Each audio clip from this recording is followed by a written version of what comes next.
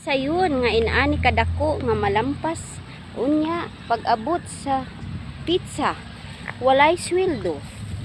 Uy, nag-ingon ang Bible nga kinahanglan tagaan og saktong sweldo ang imong mga alipin kay sala po na sa Ginoo kung dili nimo silduan ang imong mga alipin nga naay silot sa imuha.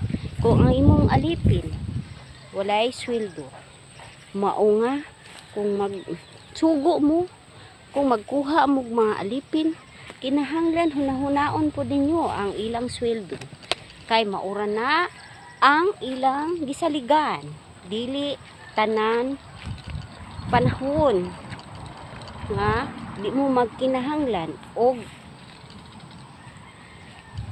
tao na ay abat diha.